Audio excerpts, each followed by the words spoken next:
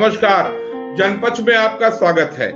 जनपक्ष में हम लगातार जनजीवन से जुड़े हुए विषयों पर चर्चा कर रहे हैं। आज कोविड-19 का संक्रमण काल मार्च से सारे लोग उसको झेल रहे हैं, उससे उबरने का प्रयास कर रहे हैं। एक लंबा समय हो गया है। इस बीच में परिवार से लेकर के रोजगार तक, शिक्षा से लेकर के सबका अपना बिजनेस सब कहीं ना कहीं प्रभावित हुआ है। लेकिन इन सारी दुश्वारियों के बीच ये मानव जीवन है, इसमें हर मुसीबत से संभलना और आगे बढ़ना हमारा प्रयास रहता है। इस प्रयास की कड़ी में सभी ने बहुत योगदान दिया है। परिवार को चलाने के लिए समाज में बड़ा योगदान जो है महिलाओं का रहा है। आज हम कोविड-19 के संक्रमण काल में दिल्ली की स्थिति क्या रही, एनसीआर की स्थिति क्या रही, उत्तर प्रदेश की स्थिति क्या रही, इसकी समग्र रूप से हम चर्चा करने वाले हैं। आज जो है दिल्ली से रुचि चौहान जी जुड़ चुकी हैं, साथ ही साथ हमारे साथ डॉक्टर अरुणा जी भी जुड़ी हैं, जो कि गाजियाबाद से हैं, दिल्ली एनसीआर में आता है। हम सबसे पहले आपसे समझना चाहते हैं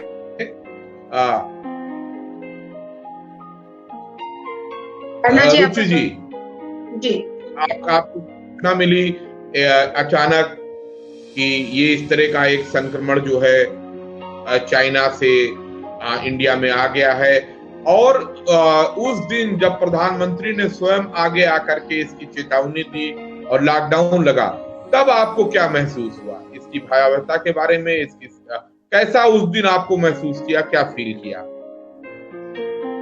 सर, पहले तो नमस्कार सभी को। सर, सबसे पहले तो विचार यही आया कि एक महिला होने के नाते सबसे पहले ध्यान आया अपनी फैमिली का। उसके बाद ख्याल आया अपने बच्चों का कि उनको स्टडी में क्या लॉस होने वाला है। और जैसे ही लॉकडाउन का अनाउंसमेंट हुआ, उसके बाद लगा कि अब शायद हमें आगे की जब तक लॉकडाउन के डेज हैं उनके लिए क्या क्या हमें प्री सिचुएशन के लिए तैयार रहना चाहिए कि आगे भविष्य में इतना बड़ा संक्रमण फैला है, वो आसान नहीं है जाना। तो उसके लिए सर पहले तो मनो जो स्थिति थी वो काफी, क्योंकि एक जेंट्स तो डिमांड करके पूर्ति देना है, बच्चों की एजुकेशन पूरी करानी है, सब चीजें करानी है, लेकिन सारा भार है ना वो महिला के ऊपर आ जाता है कि वो कैसे अपनी मनोस्थिति, अपनी जॉब को और सारी चीजों को मैनेज कर इस संक्रमण से अपने परिवार को निकाल पाएगी। क्या उसके ऊपर इतनी जिम्मेदारी होती है परिवार की और समाज की भी कि वो बाहरी जो भी वातावरण है उससे अपने बच्चों को, अपने परिवार को कैसे सेव कर पाएगी। साथ ही साथ एक टीचर होने के नाते भी ये दायित्व था कि बच्चों की भी, जो हमारे बच्चे हैं उसके साथ साथ जो स्टूडेंट्स हैं उनकी शिक्षा पर भी प्रभाव नहीं पड़ना चाहिए था, क्योंकि बच्चों को नहीं पता था या हमें भी नहीं पता था कि इतना बड़ा संक्रमण हमें से ये सब समाज प्रभावित होगा और हमें रैंडमली इतना सब शॉर्ट कदम उठाने पड़ेंगे, घर में लॉक होना पड़ेगा। लेकिन मैं तारीफ करूंगी इस चीज की, अपने बच्चों की, इस समाज की, कि उन्होंने आसानी से नहीं बल्कि कठिनाई से अपने मन को कंट्रोल में करके ये सब चीजें है ना मैनेज करना सीख लिया। और आज भी आप देख ही रहे हैं कि बच्चे घर में हैं और स्त्रियां भी घर में हैं, जॉब वाले ऑनलाइन टीचिंग कर रही हैं। डबल मेहनत सर, जो कहते हैं हम, जो डबल है वो पूरी स्टेमिना से सर वर्किंग में महिलाएं काम कर रही हैं। परिवार भी उनको कोऑपरेट कर रहा है और जहां तक मैं समझती हूँ बहुत बड़ा प्रभाव पड़ा है।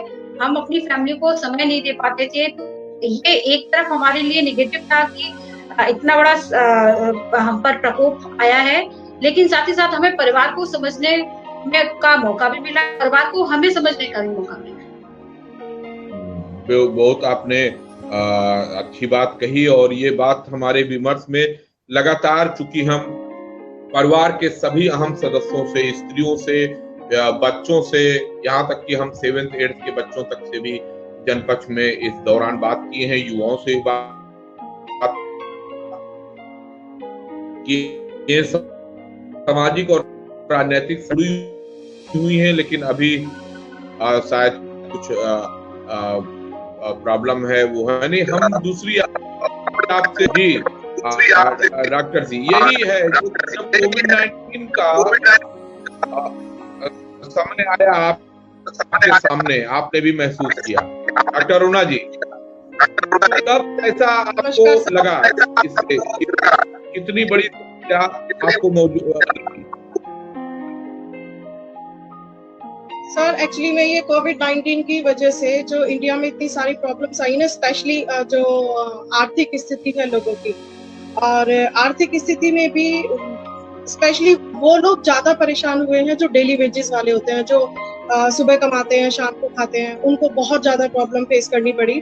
और डिप्रेशन वाली स्थिति बहुत ज्यादा क्रिएट हो चुकी थी। डिप्रेशन कैसे कि अर्निंग बंद हो चुकी है, सैलरीज नहीं आ रही है कंपनीज में, स्कूल्स में, तो ये बहुत सारी सिचुएशन जो है ऐसी हो गई थी कि आदमी डिप्रेशन में भी जाने लगा। और कई आपने देखा होगा बहुत सारे केसेस सुसाइड के भी हुए थे उन दिनों।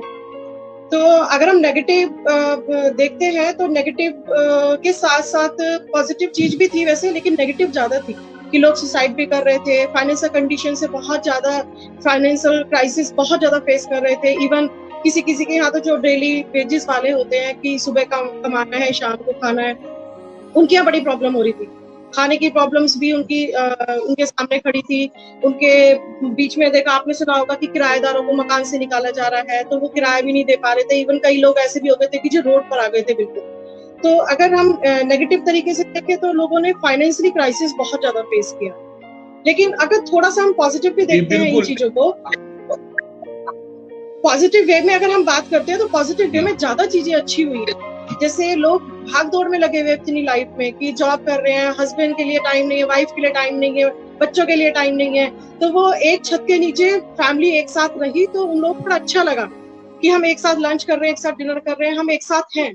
और कई फैमिलीज में मैंने ऐसे देखा कि चलो कोई नहीं, दाल रोटी खा रहे हैं, इनफ है, दाल रोटी मिल रही है, एटलीस्ट हम चारों साथ हैं, एटलीस्ट फैमिली साथ है। तो वो पॉजिटिव वे बहुत अच्छा रहा। सेकेंड, पॉल्यूशन बहुत ज्यादा कम हुआ। आपने देखा होगा हम देखते हैं कि अपार्टमेंट की छत पे से खड़े होकर देखते तो बहुत दूर का एरिया हमें दिखाई दे रहा है, विजिबल है, पहले विजिबल ही नहीं होता था, इतना पॉल्यूशन था। थर्ड, लोग भाग रहे हैं, भागम भाग वाली लाइफ में लगे हुए हैं और मानसिक शांति नहीं है, इरिटेशन की वजह से, डिप्रेशन की वजह से बीमार हो रहे हैं। अब देखो ना, जब से कोरोना आया है तब से और बीमारी नहीं है। आपने कितने सारी चिकनगुनिया है, डेंगू है, मलेरिया है, बहुत सारी प्रॉब्लम्स है, एक्सीडेंट केसेस हैं, ये सारे जैसे खत्म ही हो गए, कोई केसेस नहीं आ रहे ऐसे। तो पॉजिटिव चीजें ज्यादा हुई है। आई थिंक सो कि पॉजिटिव चीजें ज्यादा हुई है नेगेटिव के बजाय। बच्चों के अंदर समझदारी बहुत ज्यादा आ गई है, फैमिली के साथ मतलब अंडरस्टैंडिंग करना, उनको कोऑपरेट करना, चीजों को समझना। एंड नेक्स्ट क्या है, एजुकेशन के फील्ड में टीचर्स ने अपनी एजुकेशन जो वो बच्चों को पहले देती थी ऐसे ही वो दे रही है, कंटिन्यूसली दे रही है, कहीं कोई प्रॉब्लम नहीं आई है। इवन ऑनलाइन से बल्कि ज्यादा स्टूडेंट एंड टीचर का रिलेशन जो है बहुत स्ट्रांग हुआ है, क्योंकि एक एक टीचर जो है ना एक एक बच्चे से इंडिविजुअली बात कर पा रही है, उनकी वीक पॉइंट को कैच कर पा रही है। तो आई डोंट थिंक सो कि कोई नेगेटिव, इसके अलावा कि हाँ डेथ रेट थोड़ा बीच में स्टार्टिंग में ज्यादा था, बाद में कम हुआ, उसके अलावा अगर आप देखो तो पॉजिटिव चीजें बहुत ज्यादा हुई। एंड मैं तो इस चीज को बहुत अप्रिशिएट करूंगी कि कोविड-19 की वजह से फैमिली एटलीस्ट एक साथ टाइम स्पेंड कर रही है। और जो डिवोर्सेस बहुत ज्यादा हो रहे थे, आई थिंक आने वाले टाइम में शायद कम हो जाएंगे। तो हम देख सकते हैं कि सोशल इश्यूज की जो प्रॉब्लम्स थी वो कम हुई तो कोविड-19 में। एंड बच्चों का जो, जैसे मैं एक टीचर हूँ तो मैं पढ़ाती हूँ, मैं भी देखती हूँ, बच्चे एज अ स्टूडेंट मेरे से अपनी प्रॉब्लम, बहुत सारी प्रॉब्लम शेयर कर लेते हैं। हम ऑफलाइन पे इतनी प्रॉब्लम नहीं उनकी सुन पाते थे क्योंकि हमारे पास टाइम बहुत कम होता है, ड्यूरेशन बहुत कम है, 40 मिनट का टाइम है, आपको 40 मिनट में कॉपी चेक करना, ये सब चीजें, बच्चों से इंटरेक्शन नहीं हो पा रहा था। ऑनलाइन में बच्चों से इंटरेक्शन बहुत अच्छे से हो पा रहा है, इवन फैमिली मेंबर से भी, बच्चों से भी, तो उनकी साइकोलॉजी को हम प्रॉपर रीड कर पा रहे हैं। तो मेरे हिसाब से पॉजिटिव चीजें बहुत अच्छी हुई है सोसाइटी में। जी जी जी, बहुत आपने बहुत अपनी बात बहुत अच्छे तरीके से रखी। और इसी बीच जो है शिल्पी पांडे हैं और ये जॉब भी करती हैं और इनका अपना एक प्रोफेशन है, बिजनेस भी है, लखनऊ, उत्तर प्रदेश के लखनऊ से। और ये अपना शिल्पी फैशन स्टूडियो नाम से इनका बहुत अच्छा कारोबार है। और इन्होंने फिर अपना एक व्यू दिया है, ऑनलाइन में पेरेंट्स भी देख पा रहे हैं कि उनके बच्चे किस तरह पढ़ रहे हैं और टीचर कैसे पढ़ा रहे हैं। बिल्कुल लेकिन तमाम जगह अरुणा जी और रुचि जी, तमाम जगह ऐसे हैं जहां पर ऑनलाइन की सुविधा नहीं है, नेटवर्किंग की नहीं है। वहां पर ऑनलाइन की व्यवस्था करने के लिए सरकार को कदम उठाना चाहिए। ऑनलाइन में जो कनेक्टिविटी की प्रॉब्लम है उसको ठीक करना चाहिए। एक और बात आपने अरुणा जी कही थी कि जो लेबर्स को दिक्कत हुई और किराएदारों से मकान मालिकों ने खाली कराया, उस पर दिल्ली सरकार ने, यूपी सरकार ने नियम बनाए, लेकिन नियम का पालन हम नागरिकों को ही करना पड़ता है, जो कि लोगों ने नहीं किया। दिल्ली में तमाम लोगों से हमारी बात होती रहती है। दिल्ली में मकान मालिकों ने थोड़ी बहुत तो रियायत दी, लेकिन दिल्ली में हमने वो मंजर भी देखा कि उत्तर प्रदेश और बाहर के जो लोग श्रमिक वर्ग के लोग रह रहे थे, उनको सड़कों पर पैदल चलना पड़ा। ये एक ह्यूमैनिटी को और मानवता को शर्मसार करने वाली बात थी और सरकार के लिए भी चिंता की बात थी और समाज के लिए भी निश्चित रूप से एक चिंता की बात ही हम समझते हैं। और रुचि जी, जैसे कि शिक्षा की बात आई, आप भी टीचर हैं और शिक्षा ऑनलाइन दी जा रही है, क्योंकि आप लोग दिल्ली में हैं, एनसीआर में हैं, डॉक्टर अरुणा जी भी, तो निश्चित रूप से दिल्ली और एनसीआर का इलाका कोई ऑनलाइन पढ़ाई के लिए बेहतर जगह है। क्योंकि हम आपसे बात कर रहे हैं तो हम ये समझना चाहते हैं कि ऑनलाइन एजुकेशन देते समय आपको, जैसे कि अरुणा जी ने बताया, और ये वास्तविकता भी है कि जहां जहां ऑनलाइन की पढ़ाई अच्छे से हुई, वहां पर कनेक्टिविटी टीचर, स्टूडेंट और पेरेंट्स की बनी, बिल्कुल ये सही है। लेकिन ये कोई पूर्ण रूप से भी नहीं है। एजुकेशन अपने ढर्रे पर लौट जाएगा। लेकिन क्या अब ऑनलाइन पढ़ाई को जब क्लासेस शुरू भी हो जाए तो एक सेशन हफ्ते में ही सही, एक ना एक दिन ऑनलाइन टच जो है, जैसे पेरेंट्स मीटिंग आप घर बुलाती थी, अब वो एक दिन ऑनलाइन क्या मॉनिटरिंग करनी पड़ेगी स्टूडेंट्स से? आप लोगों को करनी चाहिए या नहीं करनी चाहिए? आपसे भी हम अरुणा जी इसी सवाल पर जवाब चाहेंगे। पहले रुचि जी, फिर आप। जी सर, आपने बहुत अच्छी बात पूछी है और हमें अवेयर भी इस चीज से कराया कि सर अब जरूरी ये है कि हम लोग अभी जैसे जैसे बच्चों को हाथ में स्मार्टफोन आप देखते हैं, ऑनलाइन जो व्यवस्था चल रही है उससे, तो ये जरूरी है सर कि अगर कोई नई टेक्निक अगर आती है, जैसे अभी तक हमें नहीं पता था या हम सोच भी नहीं सकते थे कि हमें ऐसा समय से गुजरना पड़ेगा कि जब हम ऑनलाइन क्लासेस लेंगे और सारे बच्चे घर पर होंगे और सारे टीचर्स भी घर पे होंगे। तो इस समय कई बच्चों को जो ऑनलाइन व्यवस्था है उससे कुछ पॉजिटिव पॉइंट्स भी मिले हैं, उन्हें सीखने को मिला है कि कैसे कैसे हम मोबाइल फोन का सही यूज कर सकते हैं। अमूमन मैंने देखा है कि जो जैसे मैं एक डिग्री कॉलेज में लेक्चरर हूँ, तो वहां पर क्या है कि जो बच्चियां हैं या जो बॉयज हैं, वो मोबाइल फोन को सिर्फ यूट्यूब लिंक्स और ये सब देखने में, एफबी चलाने में, व्हाट्सएप चलाने में अपना टाइम लगाते थे।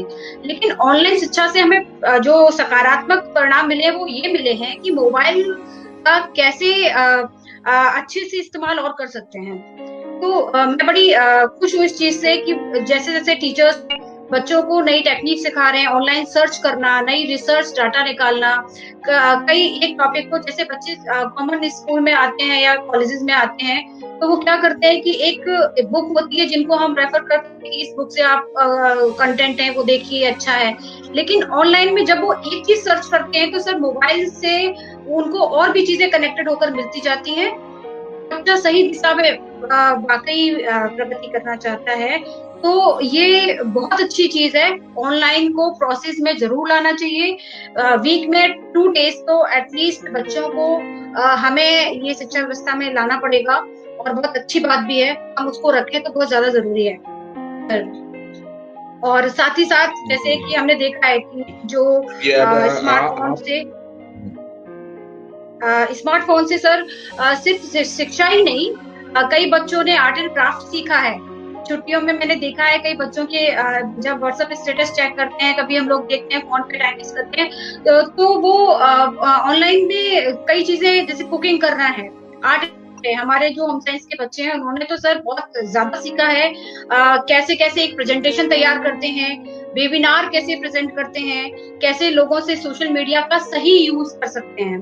और वो अब इसमें अपने नए नए प्रोजेक्ट बनाते हैं, अपनी प्रेजेंटेशन बनाते हैं, स्लाइड्स बनाना सीख गए हैं बच्चे। ऑनलाइन प्रेजेंटेशन से उनके अंदर जो कॉन्फिडेंस हुआ है ना सर, वो काबिले तारीफ है। इसलिए शिक्षा व्यवस्था में हमको चाहिए कि मोबाइल बच्चों को अलाउड करें और वीक में 1-2 दिन उनको इंटरनेट सुविधा के द्वारा या ऑनलाइन क्लासेस के द्वारा उनको इंटरेक्ट करें। साथ ही साथ हम ये भी कर सकते हैं कि पेरेंट्स को टाइम नहीं मिलता था, तो जैसे गूगल मीट है या जो भी तकनीकी है, उनसे हम उनके पेरेंट्स से बिना कन्वेंस, जैसे आने जाने का जो टाइम है, पैसा खर्च होता है आने जाने में, तो उसके बिना भी हम पेरेंट्स से कांटेक्ट कर सकते हैं और बच्चा इससे डिसिप्लिन भी सीखेगा, क्योंकि उनको लगेगा कि हमारे मम्मी पापा से हमारे टीचर्स कभी भी बात कर सकते हैं। तो वो एक दायरा, सर डर बहुत जरूरी है, मेरा मानना है डर बहुत जरूरी है, बिकॉज अगर डिसिप्लिन नहीं, अनुशासन नहीं, तो बच्चा आपका पढ़ तो जाएगा लेकिन काबिल बनने में कहीं ना कहीं वो ढील दे देगा। अनुशासन के साथ अगर बच्चा पढ़ता है, जैसे हम रेगुलर में जब बच्चे आते हैं तो क्या करते हैं कि सुबह उठे, अपना फ्रेश हुए, नहाए धोए, और उनको पता है कि 9 o'clock से लेक्चर स्टार्ट है तो वहां पहुंचना है, तो एक डिसिप्लिन है। लेकिन अभी ऑनलाइन में हमें निगेटिव रिजल्ट ये भी मिले हैं, क्लास ज्वाइन तो करता है लेकिन वो क्या करता है, अपने वो फ्लेक्सिबल हो गया है कि पहले हम क्लास ले लेते हैं, उसके बाद हम डेली रूटीन का काम कर लेंगे, कोई दिक्कत नहीं। पहले हमने मीट ज्वाइन कर लिया, उसके बाद थोड़ा रिलैक्स हो गए, कहीं लेट कर क्लासेस ले रहे हैं। मैं अपने घर में ये डेमो देखती हूँ, इवन मैं बच्चों को कहती हूँ कि नहीं, ये चीज गलत है। अगर आप स्कूल जाते तो आप डेली वॉक करके जाते, ब्रशिंग करते, उसके बाद आप क्लास लेते, तो थोड़ा सा कहीं नकारात्मक है, लेकिन सकारात्मक मुझे 60% लगता है, तो 40% कहीं ना कहीं हमें ये भी मिल रहा है। तो सर जरूर शिक्षा व्यवस्था में जी, सकारात्मकता और नकारात्मकता तो पहलू होते हैं। अगर कुछ नकारात्मकता है तो उसको हम अगर समझ जाएंगे तो उसको सकारात्मकता की तरफ लेकर के चले आएंगे। अगना जी, ये जो अभी सारी बातें हुई, इन्हीं को हम समझना चाहते हैं। जैसे अभी हम लोग बात कर रहे थे तो इसमें कार्निक है, कार्निक छोटे हैं और बच्चे हैं, बिल्कुल आप समझिए आर्टिस्ट हैं। इन्होंने तमाम चीजों को जो बताया, रुचि जी ने एक्टिविटीज में आर्ट एंड क्राफ्ट अच्छा हो गया, क्विज़ेस अच्छा, इन्होंने बताया कि ऑनलाइन पढ़ाई से टीचर से और इंटरनेट के अच्छे प्रभाव की तरफ रुचि जी ने भी बताया, अच्छा प्रभाव ने भी बताया। लेकिन इंटरनेट का प्रभाव क्या क्या है? ये तो अच्छा प्रभाव है। इंटरनेट के साइबर क्राइम की भी हम लोगों ने कई घटनाएं देखी हैं। तो as a teacher, as a guardian, आप क्या सजेशन देती हैं? कैसे मोबाइल का, इंटरनेट का यूज करते समय क्या क्या सावधानी स्टूडेंट को और गार्जियंस को, दोनों को बरतनी चाहिए? जी sir, actually sir as a guardian, as a parents, जब बच्चे ऑनलाइन क्लासेस लेते हैं ना, तो ये हर पेरेंट की ड्यूटी होनी चाहिए कि वो बीच बीच में, ये नहीं कि बच्चा फोन लेके बैठा है इट मींस ये कि वो क्लास कर रहा है, जरूरी नहीं है वो क्लास अटेंड कर रहा है। तो पेरेंट्स को उसे ऑब्जर्व करते रहना चाहिए बीच बीच में कि वो क्लास ले रहा है या ऑन, मतलब क्या मैम को रिप्लाई कर रहा है, रिस्पॉन्स कर रहा है बराबर, या कुछ और तो नहीं कि फोन में कान में ईयरफोन लगा लिया और वो कुछ और गाने वाने सुन रहा है या कोई और साइट देख रहा है। तो ये सारी चीजें तो देखिए टीचर्स तो कैसे रहकर नहीं कर सकती है। दो टीचर तो सिर्फ रिस्पॉन्स देखेगी, बच्चा कितना अलर्ट है, कितना रिस्पॉन्स कर रहा है। बट ये सारी चीजें as a guardian, as a parents हमें ऑब्जर्व करनी चाहिए कि बच्चा ऑनलाइन अगर क्लासेस ले रहा है तो क्या वो आंसरेबल है, और क्या वो ऑनलाइन होके क्लास ही अटेंड कर रहा है या फिर कहीं और किसी साइट पे बिजी है। सेकंड थिंग कि जैसे मैंने देखा है कि फोन ज्यादा यूज करने से, स्क्रीन का ज्यादा यूज करने से आई साइट में बड़ी प्रॉब्लम्स हो रही है बच्चों को। बहुत ज्यादा आजकल केसेस बहुत ज्यादा आ रहे हैं आई साइट के, कि जो नमी होती है आंखों की वो बहुत ज्यादा ड्राई हो जाती है, आईज बहुत ड्राई हो रही है क्योंकि कंटिन्यू वो बच्चा स्क्रीन के टच में है। तो उसके लिए थोड़ा फैसिलिटी है कि क्लासेस आ रहे हैं ऐसे कि आप उन क्लासेस को यूज करके स्क्रीन पर पढ़ सकते हो। बट हमारे पास जब कोई ऑप्शन नहीं है, हर चीज के देखिए दो पहलू होते हैं, नेगेटिव भी होते हैं, पॉजिटिव भी होते हैं। तो अगर हम इसको पॉजिटिव तरीके से लेंगे तो हम मोबाइल का मिसयूज नहीं करेंगे और ना ही बच्चे मिसयूज करेंगे। हमें बच्चों को खुद ऑब्जर्व करके देखना है कि बच्चा फोन से कितनी देर वो एक्टिव है अपनी एजुकेशन के लिए और कितनी देर एक्टिव है वो पेंडिंग काम के लिए। कि टीचर्स काम दे रही है, किस सब्जेक्ट का कितना काम है, कितना पेंडिंग है। क्योंकि कई बार मैंने ये देखा बच्चे ऐसा भी करते हैं कि मैम ने काम दिया है, मैम ने काम दिया है, ये उनका डायलॉग होता है और वो फोन लेके कंटिन्यू बैठे रहते हैं। वो सुबह 10 बजे फोन हाथ में लेंगे, 8 बजे लेंगे, कंटिन्यू उनके पास 8-8 घंटे तक फोन हाथ में रहता है। तो ये तो ड्यूटी पेरेंट्स की बनती है, वहां से टीचर्स तो ऑब्जर्व नहीं कर सकती है कि पेरेंट्स बीच बीच में अपने बच्चों को ऑब्जर्व करते हैं। क्योंकि जैसे मैंने बताया ना कि 2 पहलू होते हैं, नकारात्मक भी है, सकारात्मक भी है। अब हमें इसी चीज को पॉजिटिव बनाना है, क्योंकि हमारे हाथ में कुछ नहीं है। कोविड-19 जब तक वैक्सीन नहीं आएगी खत्म नहीं होगा, हम उस चीज को खत्म नहीं कर सकते, कम नहीं कर सकते। बट जो चीज हमें फैसिलिटी दे रही है तो एटलीस्ट उसका इतना यूज करें जितना हमें बहुत जरूरत है। उससे ज्यादा जरूरत नहीं है कि आप 20 घंटे या 18 घंटे या 5 घंटे 10 घंटे कंटिन्यूसली स्क्रीन के टच में है। उससे क्या होगा, हेल्थ इश्यूज आएंगे, आईसाइट की प्रॉब्लम होगी। अब पेरेंट्स तो दोनों तरफ से परेशान होगा ना, कि बच्चा अगर वो ऑनलाइन फोन देता है तब भी उसको प्रॉब्लम है, नहीं देता है तब भी उसको प्रॉब्लम है। यहाँ तो पेरेंट्स की दुविधा हो गई, पेरेंट्स परेशान है। तो हमें तो उनको उन चीज से भी निकालना है कि आप मतलब इतना परेशान होने की जरूरत नहीं है। एक टाइम फिक्स कर लीजिए, जैसे टीचर्स के लिए है। आप व्हाट्सएप पे इतना काम मत भेजिए ना, क्लासेस रेगुलर चलती हैं, 40-45 मिनट का एक पीरियड होता है। तो आप उस जो आपको रिटर्न में देना है व्हाट्सएप पे, आप व्हाट्सएप पे रिटर्न में देने के बजाय आप उसको डिक्टेट करिए ना क्लास में। डेली क्लासेस लगते हैं, डेली लेक्चर लगते हैं, तो आप उसको डिक्टेट करिए। वीडियो ऑन करा के बच्चों को कहिए वीडियो ऑन करिए और हम जो डिक्टेट करा रहे हैं उसको कंटिन्यू लिखिए और हम देखते हैं कैसे लिख रहे हैं। तो उससे क्या होगा, ड्यूरेशन पीरियड तो ठीक है वो ऑनलाइन के फोन के टच में है, लेकिन आफ्टर द क्लास वो फोन के टच में नहीं हो। तो एक तो हम ये कर सकते हैं। सेकेंडली पेरेंट को ऑब्जर्व करना पड़ेगा कि बच्चा क्लास लेता है कि नहीं लेता है। थर्ड कि उसकी कॉपीज वगैरह टाइमली चेक हो कि वो काम कर रहा है या फिर खाली वो ऑनलाइन रह के अपना टाइम पास कर रहा है। क्योंकि स्थिति वाकई में थोड़ी सी पैंडेमिक है कि कोरोना की वजह से बहुत सारी चीजें प्रॉब्लम क्रिएट किए हैं, लेकिन अगर हम चाहें ना उन्हीं चीजों को पॉजिटिव तरीके से रख सकते हैं। तो मोबाइल का ज्यादा यूज ना करते हुए इतना यूज जितना उसको सफिशिएंट है, जितना उसको नीड है, उससे ज्यादा उसको यूज करने की परमिशन नहीं मिलनी चाहिए। क्योंकि इससे क्या होगा कि अभी देखो मैंने कल ही केस पढ़ा है, मैंने 12th क्लास के एक बच्चे ने सुसाइड कर लिया। ऑनलाइन क्लासेस प्रॉपर ले रहा है, टीचर उसके टच में है, पेरेंट ने भी कहा, पेरेंट्स उसके डॉक्टर दोनों, पेरेंट्स ने भी बोला कि कहीं कोई प्रॉब्लम नहीं थी बच्चे के साथ, उसके साथ कोई इश्यू भी नहीं था, तो उसे सुसाइड क्यों किया। अब उसने तो सुसाइड कर लिया ना, क्यों? क्योंकि कंटिन्यू फोन के टच में रहने से बच्चे का जो मेंटल लेवल है, साइकोलॉजिकल लेवल है, वो नेगेटिव अपने आप ही होता चला जाता है। ना बच्चे को पता चल पाता, ना पेरेंट्स को पता चल पाता। तो ये चीजें हमें पॉजिटिवली बच्चे के अंदर फीड करनी है। कैसे करनी है? काउंसलिंग करनी है, उसके साथ टाइम स्पेंड करना है, उससे बात करनी है, उसको ऑब्जर्व करना है। तो ये सारी चीजें अगर हम कंटिन्यूसली करेंगे तो कोई भी बच्चा किसी भी फोन का मिसयूज नहीं करेगा। देखिए फोन हमारी बेसिक नीड बन गई है, क्योंकि अगर हम फोन यूज नहीं करेंगे, बच्चा फोन यूज नहीं करेगा तो एजुकेशन कैसे लेगा? उसका 0 ईयर बन जाएगा। तो 0 ईयर बनाने से अच्छा है कि बच्चा कुछ तो पढ़ रहा है ना।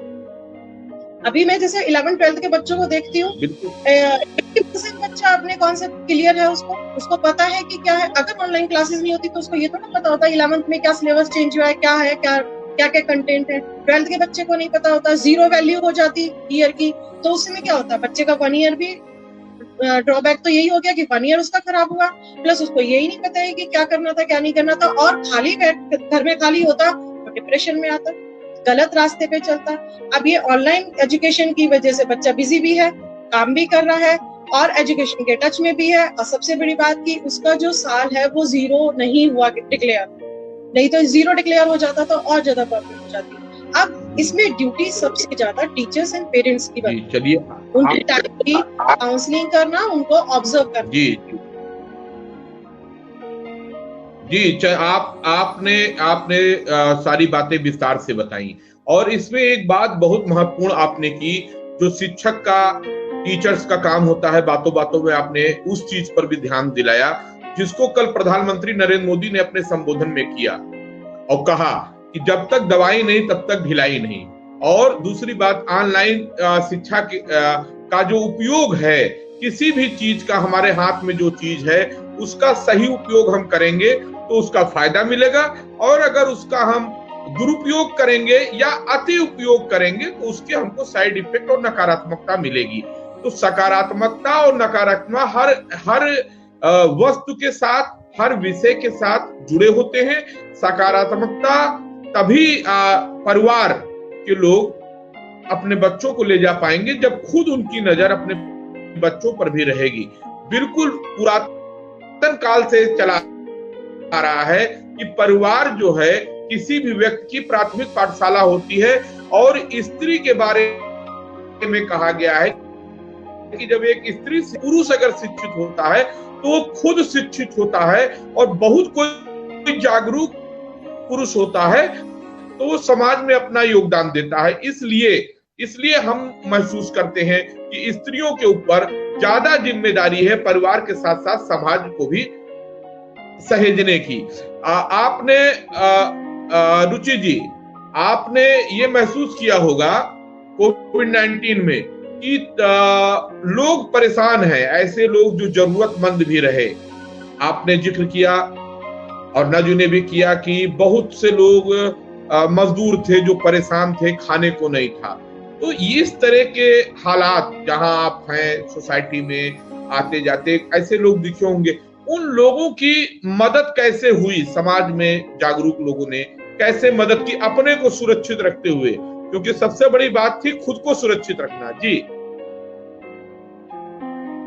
ये अपना आप वो कर लीजिए, अनम्यूट कर लीजिए।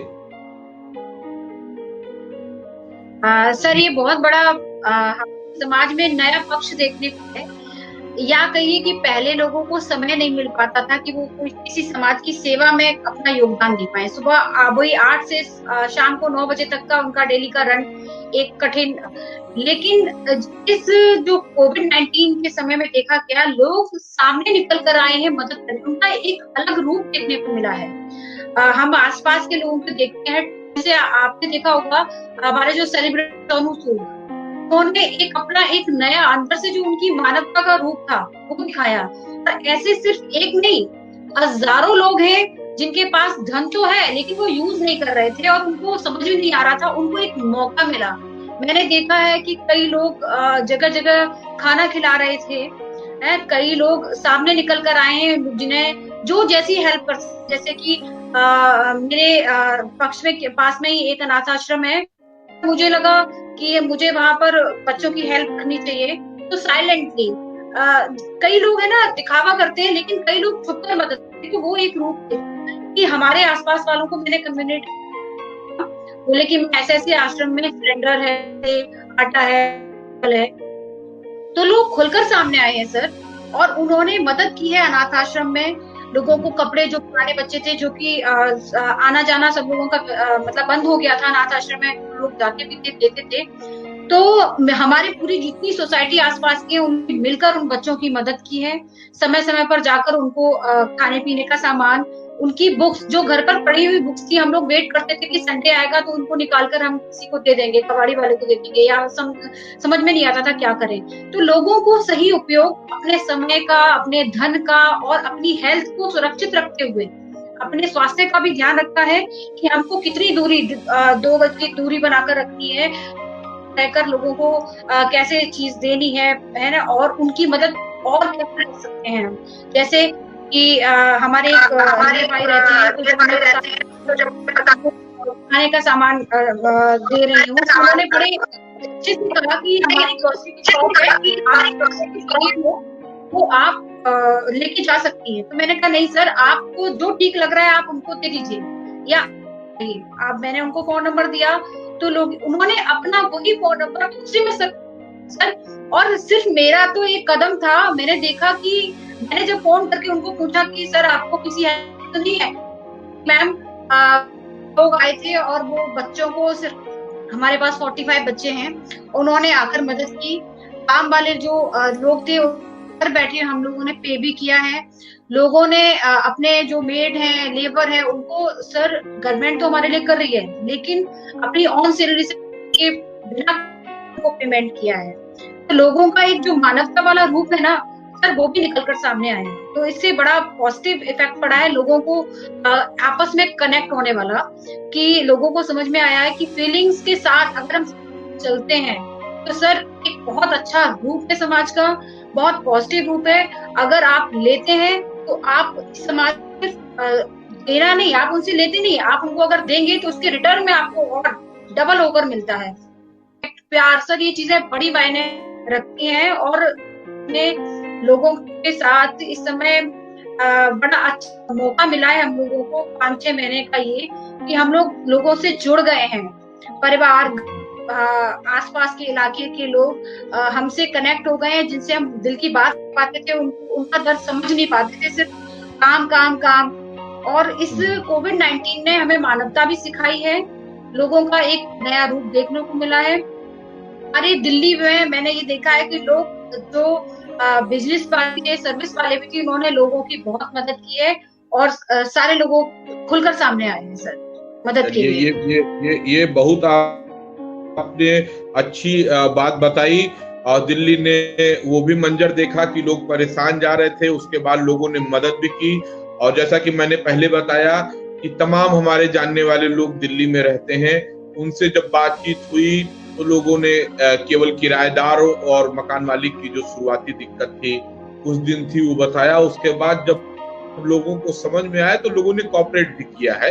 और जो लंगर चलने का और लोगों की मदद करने का जो आपने बताया, वो दिल्ली के विभिन्न हिस्सों सहित तमाम जगह पूरे देश में अच्छे लोग सामने आए और लोगों ने बात किया। हम डॉक्टर अरुणा जी से भी ये समझना चाहेंगे, और अगर उनसे अभी शायद, हाँ जी, कनेक्टिविटी की प्रॉब्लम लग रही है सर।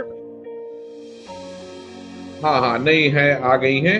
और हम आपसे यही चीज समझना चाहेंगे, कैसे ये जो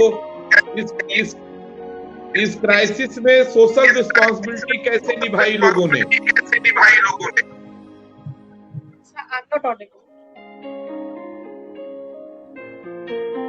हेलो जी, सोशल रिस्पॉन्सिबिलिटी कैसे society. Okay sir, social responsibility sir देखिए, जैसे अभी रुचि ने बताया ना कि मतलब लोगों ने एक दूसरे को बहुत कोऑपरेट किया, ह्यूमैनिटी दिखाई दी। तो ह्यूमैनिटी कैसे दिखाई दी है कि लोगों ने एक दूसरे को जितना भी सहयोग हो सकता था उतना सहयोग उन्होंने किया। कि आपने देखा ना, खाने के पैकेट बट रहे हैं, लोग खाने के पैकेट दे रहे हैं गरीबों को, और जगह जगह ट्रॉलीज में रखकर, बल्कि गाड़ियों में रख के पर्सनल लेवल पे फीमेल्स खाना बना रही हैं, लोगों को खाना डिस्ट्रीब्यूट कर रही है। एक तो मैंने ये देखा था कि यहाँ पे सभी लोगों के अंदर ह्यूमैनिटी दिखाई दी कि वो एक दूसरे की हेल्प करने के लिए, भूखों को खाना देने के लिए कितना मतलब दिल से काम कर रहे हैं कि घर में अपने हाथ से खुद खाना बना के दे रहे हैं। ये नहीं कि किसी ने ऑर्डर दिया और वहां से उठाया या मार्केट से उठाया और दे दिया, इवन अपने हाथ से खाना बना के दे रही है। और ये बहुत बड़ी चीज है कि इतने सारे लोग, क्योंकि मैं और मेरे हस्बैंड भी एक बार बल्कि खाना बांटने गए थे, तो ये रिस्पॉन्सिबिलिटी हमने भी निभाई थी। और उन लोगों को दिया था जो रिक्शा चलाते हैं, तो वो डेली वेजेस वाले होते हैं, उन लोगों के पास बड़ी प्रॉब्लम थी खाने की। तो रिक्शे वालों को हमने रेलवे स्टेशन पर जाके, जितने रेलवे लेटे रहते हैं ऐसी फुटपाथ पे, उन लोगों को हमने खाना डिस्ट्रीब्यूट किया, चाय पिलाई। तो बड़ा अच्छा लगता है कि अगर हम किसी की मदद इस तरीके से करते हैं कि उसको खाना वाना खिलाते हैं या उसकी कपड़ों से मदद करते हैं, जैसे विंटर्स में भी कई लोग ब्लैंकेट बांटते हैं, स्वेटर्स देते हैं। तो ये सारी चीजें, हम कहते हैं ना कि आधुनिक समाज आ गया है, लोग जो है बहुत, एक आदमी बहुत कट्टर हो गया है, वो एक भाई का मर्डर कर रहा है, ऐसा नहीं है। पॉजिटिविटी भी दिखाई देती है, लोगों के अंदर अभी भी ह्यूमैनिटी है बहुत ज्यादा। अगर कोई इंसान रास्ते में बहुत ज्यादा परेशान है और ह्यूमैनिटी उसके अंदर होगी तो अपनी गाड़ी रोक के पहले उसकी हेल्प करेगा। तो ये इंसानियत तो ही है कि जो वो हेल्प करने के लिए उसने गाड़ी रोकी और उसकी हेल्प कर रहा है। और जैसे एक्सीडेंट के केसेस वगैरह भी होते हैं, उसमें क्यों प्रॉब्लम आती है? क्योंकि पुलिस केस बन जाते हैं, इसीलिए लोग बचते हैं। वरना हम उसमें ये नहीं कहेंगे कि ह्यूमैनिटी नहीं है, इंसानियत नहीं है, कि वो इसीलिए हेल्प नहीं कर रहा। वो हेल्प इसलिए नहीं करता क्योंकि उसे किसी केसेस में नहीं पड़ना। अगर गवर्नमेंट हमारी ये केसेस वगैरह के चक्कर में पहले ट्रीटमेंट होगा, पहले हॉस्पिटलाइज होगा, उसका ट्रीटमेंट होगा, उसके बाद में क्वेरी होगी जो भी होगी, तो शायद बहुत सारे लोग इतने एक्सीडेंट से मरे ही ना, उनकी बहुत सारे लोग हेल्प करेंगे। तो अगर हम देखते हैं ना कि सामाजिक जिम्मेदारी, तो जो मिडिल क्लास फैमिली के लोग हैं उन्होंने अपनी एक्सीडेंट के मामले, यस सर, माननीय न्यायालय के निर्देश के बावजूद दिक्कत होती है। हम अब एक कहते हैं अपना जी, आपसे अभी खाने की बात हुई, आपने जरूरतमंदों को खाना खिलाया, लेकिन कोविड-19 में घर की रसोई में आपने क्या बनाया, क्या खिलाया? क्योंकि घर के जरूरतमंद लोग को जो खाते हैं वो खुशी होती ही है, लेकिन घर की रसोई बहुत की है, हमने तो लगातार बात की है।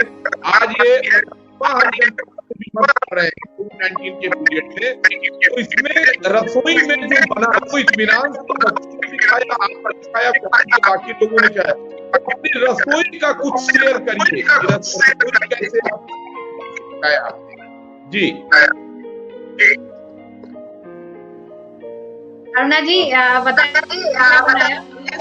एक्चुअली सर ना नेटवर्क का इशू बहुत ज्यादा हो रहा है, तो बार बार आवाज ना ब्रेक हो जाती है, तो थोड़ा सा यहाँ प्रॉब्लम आ रही है, क्योंकि मेरे फोन की बैटरी भी एकदम खत्म हो गई, एकदम स्विच ऑफ हो गया फोन, तो मुझे दोबारा से ज्वाइन करना पड़ा।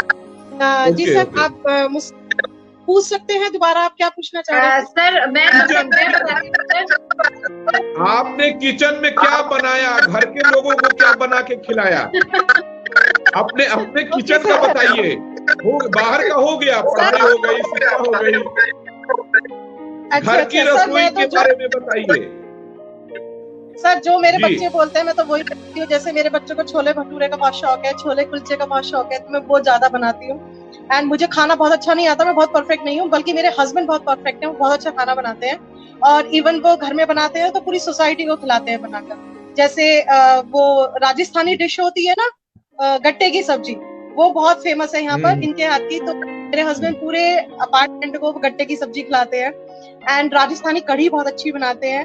तो मैं अपने बारे में कहूँ तो मैं बहुत अच्छा नहीं बनाती खाना, पर यह है कि बच्चों की विशेष पूरी कर देती हूँ, कि बच्चे जो मांगते हैं कि नूडल्स खाने हैं, चाइनीज फूड वगैरह खाने हैं, वो विश पूरी कर दी, साउथ इंडियन खाने हैं वो विश पूरी कर दी।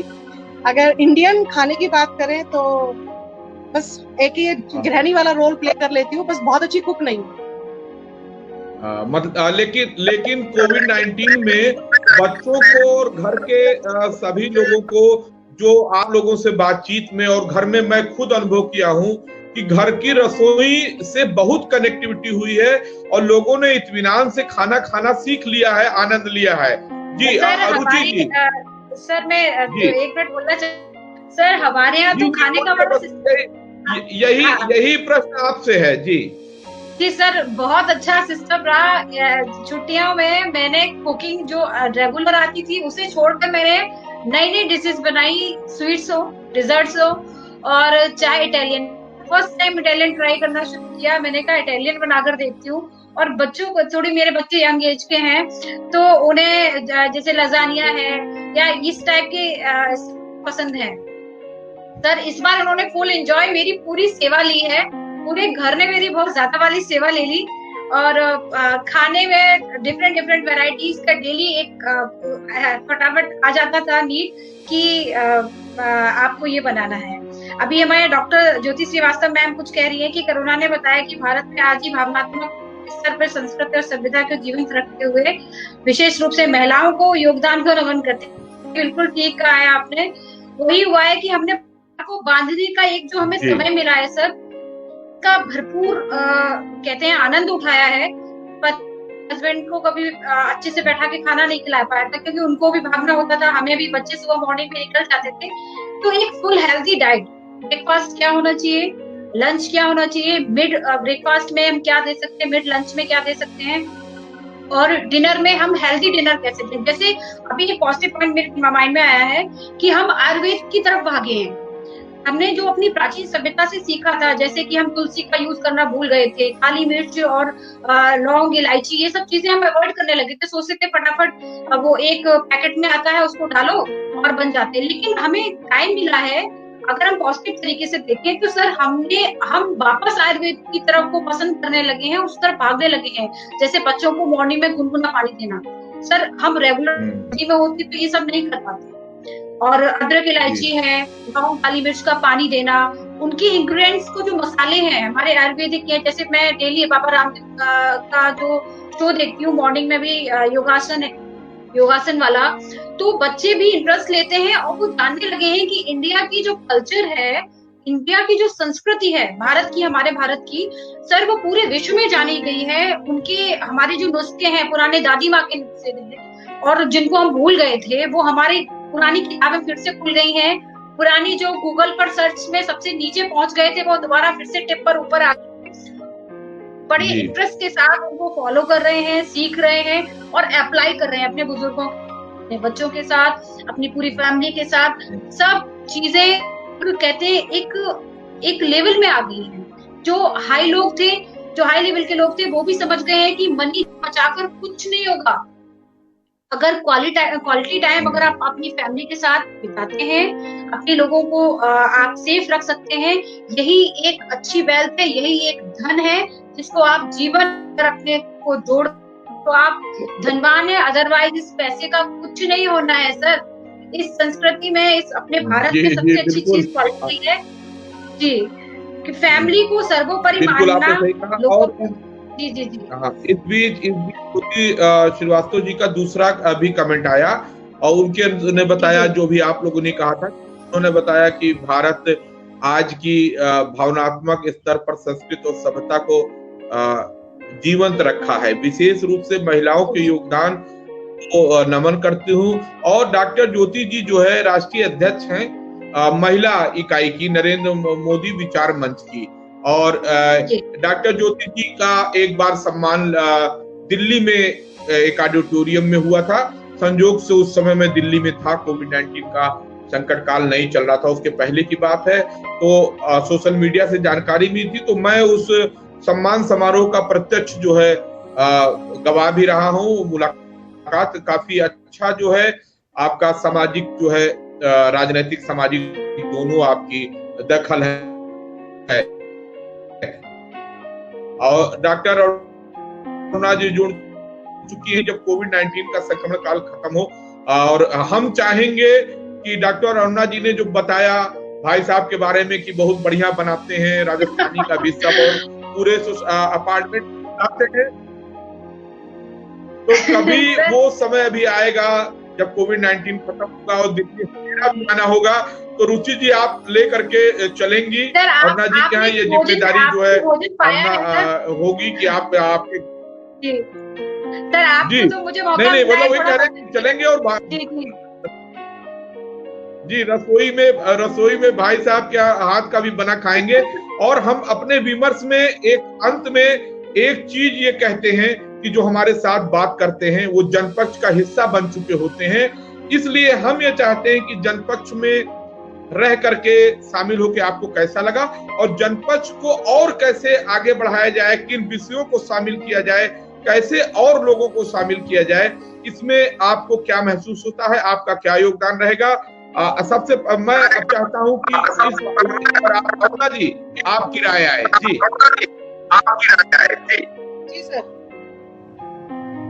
जी सर, जो आपने ये आज का सेशन रखा है ये मुझे तो बहुत पसंद आया, क्योंकि ये बिल्कुल पीपल टू पीपल इंटरकनेक्टेड है कि एक आदमी को दूसरे आदमी से वो जोड़ पा रहा है प्रॉपर तरीके से। तो मुझे तो आपका ये सेशन बहुत पसंद आया और मैं तो ये सोचूंगी अपने पूरे ग्रुप को ही इस सेशन में नेक्स्ट टाइम ताकि वो लोग अपने व्यूज रखें, क्योंकि ज्यादा से ज्यादा जैसे हमने लॉकडाउन में देखा ना कि फीमेल, अभी डॉक्टर ज्योति जी ने भी बताया कि फीमेल को वाकई में मैं भी नमन करूंगी, सैल्यूट करूंगी मैं भी, क्योंकि उसने किचन बहुत अच्छे से संभाली और फुल डे, मतलब पहले तो ये होता था कि बच्चे स्कूल जा रहे हैं थोड़ा ब्रेक मिल जाता था, पर लॉकडाउन के टाइम पर तो उन्हें ब्रेक भी नहीं मिला। वो कंटिन्यूअसली किचन में काम कर रही है और एक से एक वैरायटी बना रही है। इवन लोगों ने बहुत सारे केक भी बनाए हैं और फीमेल्स जो है मतलब उनको अपने लिए बिल्कुल टाइम नहीं है, no beauty parlour, no shopping, no gossiping, कुछ नहीं, और वो कंटिन्यूअसली अपने फैमिली के लिए समर्पित है पूरी तरीके से।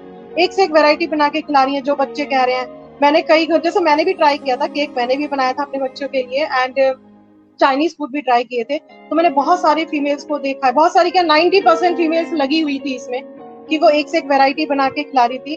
तो मैं चाहूंगी कि इस सेशन में तो मैक्सिमम से मैक्सिमम फीमेल को आना चाहिए उनके ओपिनियन सुनने के लिए कि उन्होंने लॉकडाउन में क्या क्या चीजें नई सीखी हैं और क्या क्या चीजें उन्होंने चेंज होते हुए देखी है सोसाइटी में, कैसे उन्होंने अपनी फैमिली को संभाला है। बल्कि कई मेरी फ्रेंड्स ऐसी हैं जो जॉइंट फैमिली में रहती हैं, जॉइंट फैमिली में कितने मेंबर्स होते हैं, वो कंटिन्यूअसली काम करती रहती थी और उसमें भी वैरायटी कि नाश्ते में भी उन्होंने वैरायटी बनाई है, लंच में भी बनाई है, डिनर में भी बनाई है। तो आई अप्रिशिएट इस तरह की महिलाओं के लिए। और ज्योति जी के इस विचार से तो मैं पूरी तरह से मतलब सहमत हूँ कि हाँ, महिलाओं का सम्मान करना चाहिए। और इस सेशन में हमें महिलाओं को तो ज्यादा से ज्यादा जोड़ना चाहिए, क्योंकि लॉकडाउन में उन्होंने जो फेस किया है वो शायद किसी ने फेस नहीं किया होगा। सामाजिक तौर पे भी पारिवारिक ड्यूटीज थी वो भी उसने पूरी की है, बच्चों की ख्वाहिशें भी पूरी की हैं एंड वो फिर भी इतनी हैप्पी थी कि एटलीस्ट उसके हस्बैंड, उसकी फैमिली उसके साथ है। उसने एक दिन भी मतलब ये फील नहीं किया कि नहीं वो थक गई है फैमिली के लिए खाना बनाते बनाते, बल्कि वो बहुत अप्रिशिएट कर रही थी कि उसकी फैमिली उसके साथ है और अप्रिशिएट कर रही है। कई लोगों को मैंने देखा है कि हस्बैंड भी उनको कोऑपरेट करते थे किचन में, बच्चे भी कोऑपरेट करते थे, तो ऐसा लगता था कि जैसे पहले वाला हमारा जो भारतीय समाज था ना वो वापस आ गया है, कि जॉइंट फैमिली है, सब मिलजुल के एक साथ एक जगह बैठ के खाना खा रहे हैं, एंड उसको जो लेडी है जिसे गृह स्वामिनी बोलते हैं वो घर संभाल रही है उसको अप्रिशिएट भी कर रहे हैं। कोई झगड़ा नहीं हो रहा है, कुछ भी नहीं है, और कोई इधर उधर नहीं भाग रहा है कि मूवी देख चलो चलो हम टाइम स्पेंड करते हैं, वीकेंड पे चलते हैं, सैटरडे बाहर चलते हैं, संडे बाहर चलते हैं, पॉल्यूशन हो रहा है, शोर शराबा हो रहा है, सब कुछ नहीं था, सब कुछ शांत था। और इतना अच्छा लगता था कि रोड पर जाओ शांति है, घर में आओ शांति है, मतलब कहीं भी आप निकलो शांति दिखाई दे रही है, प्यार दिखाई दे रहा है, वो सारी चीजें कि साथ बैठ के खेलना जो पहले करते थे, कभी देखते थे पहले हम अपने दादा दादी को करते हुए, मम्मी पापा को करते हुए, साथ में लंच डिनर हो रहा है, एक साथ बैठ के गॉसिपिंग हो रही है, सब बातें कर रहे हैं, अपने अपने व्यूज रख रहे हैं, हर टॉपिक पे डिस्कस हो रहा है, वो अब इन दिनों देखा है जिसे हम बोलते हैं 21वीं सेंचुरी, 21st सेंचुरी में हम देख रहे हैं एक फैमिली को एक साथ लंच करते हुए, एक साथ गॉसिपिंग करते हुए। तो ये बहुत अच्छा लगा मुझे।